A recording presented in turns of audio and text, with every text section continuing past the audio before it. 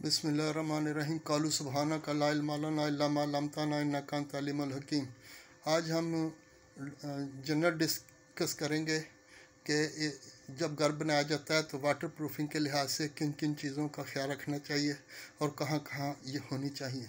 सबसे पहली बात तो यह है कि जो बेसमेंट है उसमें तो वाटर प्रूफिंग हर हालत में मस्ट है, लाजमी है। पुराना तरीका यह था कि उसमें लोग शटरिंग जब उतरती थी तो वो डामर वगैरह लगा लेते थे या मेम्ब्रेन हीट कर गर्म करके टॉर्च की मदद से लगाते थे, लेकिन वो किसी जगह चिपकती थी, किसी जगह नहीं चिपकती थी। तो ऐसे में यह है कि ये पहले का तरीका था।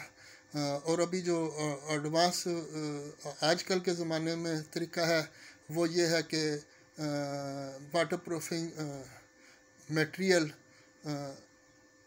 को पेंट की शक्ल में लगा दिया जाता है और उसमें भी मोस्टली जो मार्केट में मौजूद हैं वो एक्रेलिक हैं। लेकिन यह कि हम अपॉक्सी को तरजीह देते हैं क्योंकि इसकी जो उम्र है, इसका जो काम है, ये परमानेंट और लाइफ टाइम है। और इसमें भी जो अपॉक्सी की किस्म है एडहेसिव प्राइमिंग सीलिंग वाली वो यूज़ करनी चाहिए या वो हम इस्तेमाल करते हैं। तो उसमें यह है कि जैसे कि आप ये देख रहे हैं कि ये बेसमेंट ज़मीन के अंदर यह शटरिंग उतरी है, उसकी दीवारों के ऊपर ये वाटर प्रूफिंग की गई। और उसके बाद यह है कि ये आप देखें कि ये जो आप देख रहे हैं ये बम्बू है। यानी जब बेसमेंट तैयार हो रहा था तो उसमें यह है कि साथ वाली दीवार को सपोर्ट देने के लिए इस बम्बू का इस्तेमाल किया गया। लेकिन जब बराई हो गई तो बाद में ये बम्बू यानी कि बराई करने के बाद इसको निकाल कर ऊपर बराई के ऊपर किसी तरीके से लगा देना चाहिए था, लेकिन यह है कि ये नहीं निकाला गया और ये इसी तरीके से हार्ड हो गया। बाद में इन्होंने ऊपर से इसको काट दिया। तो उसके बाद यह है कि अब यह कि ये जो फाउंडेशन है 2.5 फुट की बराई जो ज़मीन के अंदर है, बुनियाद है, उसके अंदर यह बम्बू लगा हुआ है।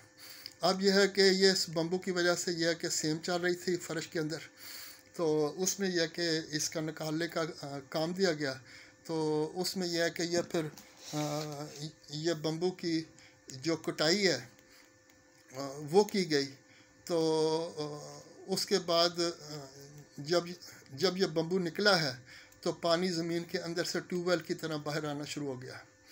तो उसमें फिर यह है कि उसको पहले प्लग किया,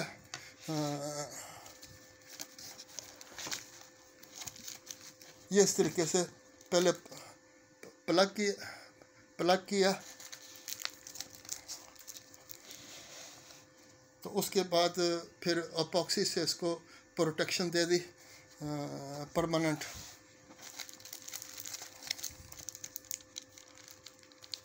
तो उसके बाद यह कि अब बम्बू का काम, जो ये 2-3 बम्बू फाउंडेशन के अंदर थे जिनको निकाल कर पहले प्लग किया गया, उसके बाद उसको अपॉक्सी से ग्राउट करके बंद कर दिया गया। फिर अब आगाज़ हो रहा है बेसमेंट की प्लगिंग का।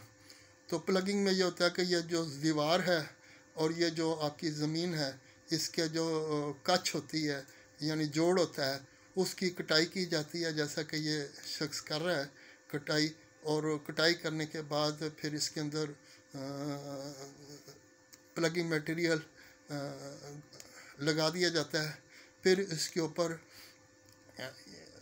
फिर पीपीसी अपॉक्सी सीमेंटेशन को सीमेंट के अंदर मिक्स करके जॉइंट की फिलिंग कर दी जाती है। तो इससे यह है कि ये फिर परमानेंट आपकी वाटर प्रूफिंग हो जाती है। मकान फिर भले जितनी देर मर्ज़ी ये रहे, ये इंशाल्लाह ताला पानी सेव नहीं करता। लेकिन अगर खाली खाली आप जो जो मार्केट में है, जो लोग ये काम करते हैं प्लगिंग का, मोस्टली वो यही है कि वो खाली प्लगिंग कर जाते हैं और ऊपर से सीमेंट लगा देते हैं।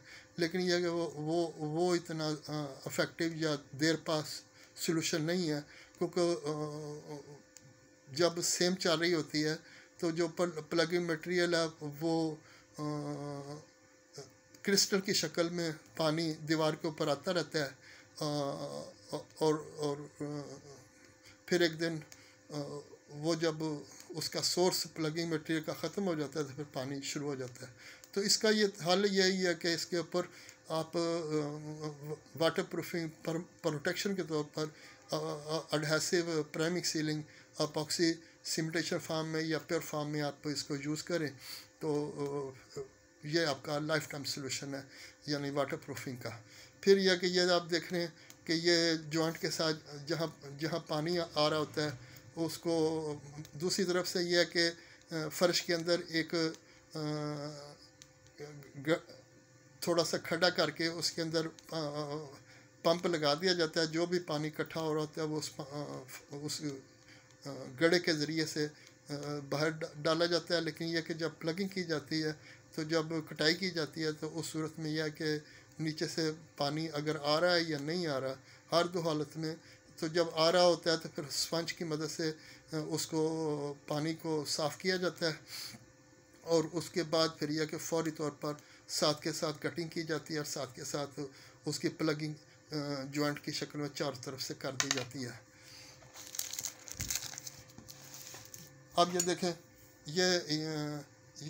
ये प्लगिंग हो गई, यानी कि पीपीसी को सीमेंट के अंदर मिक्स करके मोटार बना के करनी की मदद से, हाथों की मदद से इसको दबाते हुए जॉइंट में मटेरियल डाल दिया जाता है, जिससे यह कि ये एक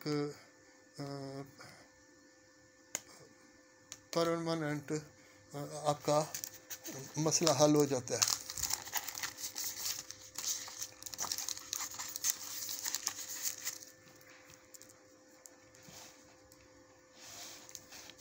अब यह है कि इसकी वाटर प्रूफिंग के लिए यह कि अपॉक्सी सीमेंटेशन का काम शुरू कर दिया गया है। अब इसमें यह होता है कि जैसे दीवार के अंदर आपने एसी के पाइप हैं या बिजली के पाइप हैं, उसकी जो भी कटिंग वटिंग करनी है वो आप पहले कर लें,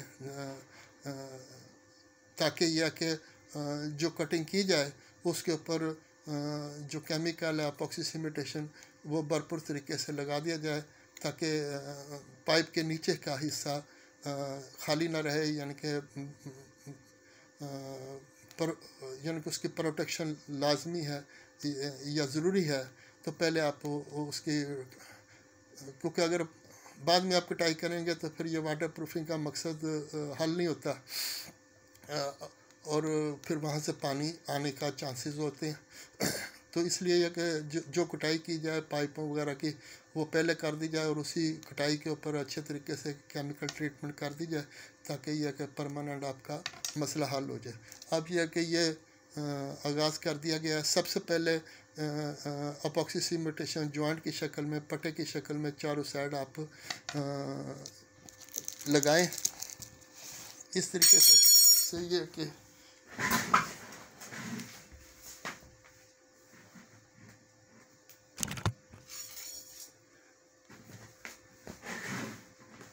ये शुरू कर दिया गया काम।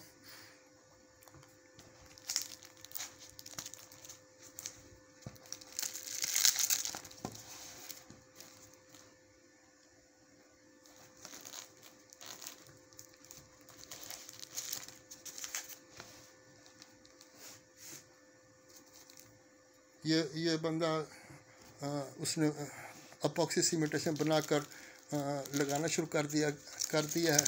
ये जॉइंट, सबसे पहले जॉइंट के ऊपर काम किया जाता है, उसके बाद ज़मीन के ऊपर ये पट्टे की शक्ल में जैसे कि ये सबसे पहले जॉइंट पर किया जाता है, उसके बाद ये पट्टे की शक्ल में चारों साइड से कर दिया जाता है, फिर इसी तरह पट्टे की शक्ल में आगे बढ़ते चले जाते हैं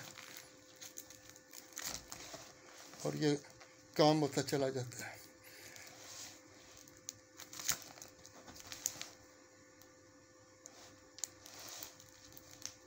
अब यह है कि ये जो आप देख रहे हैं, ये वाटरफॉल है। वाटरफॉल के लिए या फाउंटेन के लिए ये जगह बनाई गई है 2 मंजिल की। दीवार के ऊपर पानी चलेगा और उसकी स्टोन वर्क से पहले वाटर प्रूफिंग की जा रही है। ये आप देख रहे हैं कि सबसे पहले जॉइंट को प्लगिंग की गई है, उसके बाद यह कि अपॉक्सी सीमेंटेशन लगाई गई और इस तरह ये काम ये प्रांच लगी हुई है, इसके ऊपर चढ़ के ये 2 मंजिल की बंदा प्रांच के ऊपर ये दीवार की वाटर प्रूफिंग वगैरह कर रहा है। और जब ये काम पूरा मुकम्मल हो गया, यानी कि ये वाटर प्रूफिंग मुकम्मल हो गई, तो उसके बाद फिर ये स्टोन वर्क का काम शुरू कर दिया गया दीवार के ऊपर, ताकि जब पानी गिरे, यानी कि 24 घंटे पानी ने चलना होता है, तो वो सेम ना करे, मकान को ख़राब ना करे। फिर यह कि ये ऊपर का वाटर टैंक का ओवरहेड टैंक है, उसकी जब शटरिंग उतरी तो सबसे पहले अपॉक्सी सीमेंटेशन कर दी गई। उसके बाद ये तैयार हो गया। और ये जो आप देख रहे हैं चीज़, ये वुड फ्लोर के लिए, जैसे साइडों में टाइलें हैं, अंदर वुड फ्लोर का आपने डिज़ाइन देना है, तो उसकी वुड ये बेसमेंट के अंदर है। लेकिन बेसमेंट के अंदर या ऊपर पहले फ्लोर पे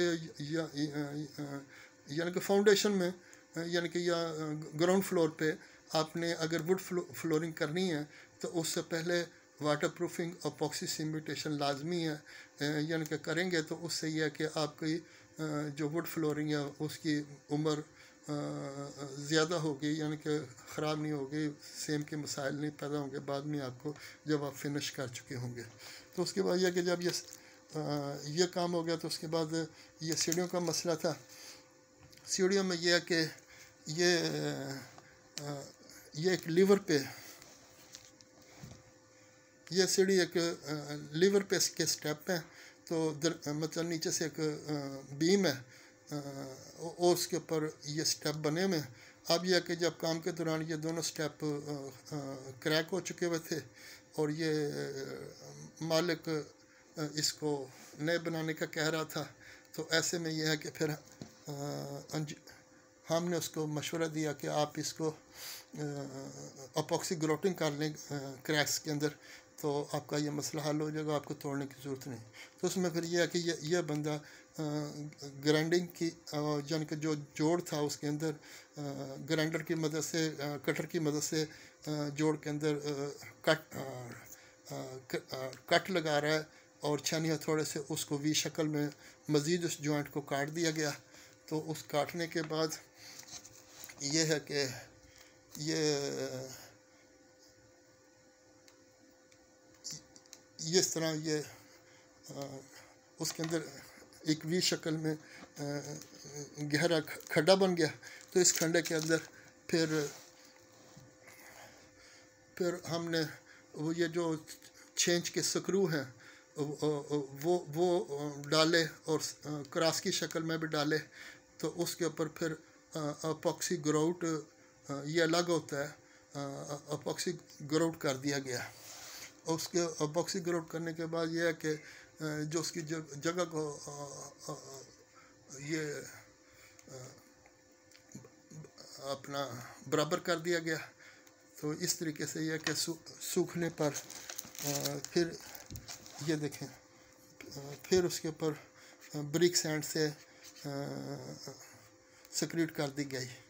तो ये जोड़ जब तैयार हो गया, तो उसके बाद फिर यह कि इन्होंने टेस्ट यानी कि इसके ऊपर बहुत बारी बारी बंदे दोनों साइडों पे खड़े करके कदवाए, चेक किया। जब उनको पूरी तसल्ली हो गई कि ये क्रैक अब वो क्रैक नहीं रहे, यानी कि अब ये एक जान हो गए हैं और पूरी अपनी ताकत ले गए हैं, तो उसके बाद फिर उन्होंने ये ग्रेनाइट से लगाकर ये सीढ़ियाँ तैयार कर दी गई जो आज भी कायम है। तो इस तरीके से यह कि जब ये बंगला तैयार हो रहा था तो ये उसका बाहर का मंज़र है। तो यह कि जब आप बाहर का काम करें तो उसके ऊपर भी ये वाटर प्रूफिंग अगर आप कर लें, और उसके बाद दूसरा पेंट की बजाय आप अगर अपॉक्सी पेंट करते हैं तो इसकी उम्र सबसे ये अब तैयार हो चुका हुआ है। ये इसके अंदर अलमारियाँ या टाइल वर्क है, और ये काम मुकम्मल हो चुका।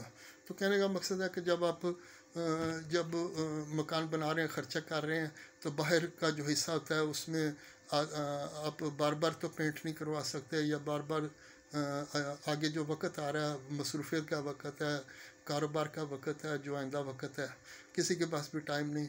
तो यह कि बार बार आप यही काम करते रहेंगे कि साल बाद 2 साल बाद पेंट ख़राब होता रहे और करवाते रहें। तो ऐसे में यह है कि आपकी इंफॉर्मेशन के लिए, आपके जनरल नॉलेज के लिए, आपके इल्म के लिए ये बताया जा रहा है कि ये जो अपॉक्सी है, अपॉक्सी सीमेंटेशन, इसकी आप फिलिंग करें, इसकी आप ज़मीन बनाएं, इसकी आप लापी लगाएं और उसके ऊपर फिर अपॉक्सी पेंट कर दें। तो ये आपका ज़िंदगी भर लाइफ टाइम सोल्यूशन है। ना ये ख़राब होगा, ना ये पपड़ी बनेगा, ना इसको कुछ होगा। तो ये परमानेंट सस्ता और अच्छा हल है जो कि आपके इल्म में नहीं है, जिस वजह से यह कि आप तकलीफ़ में रहते हैं। तो ये आपके इल्म के इजाफ़ा के लिए ये चीज़ें बताई जा रही हैं। वाखिर दावाना अल्हम्दुलिल्लाह रब्बिल आलमीन।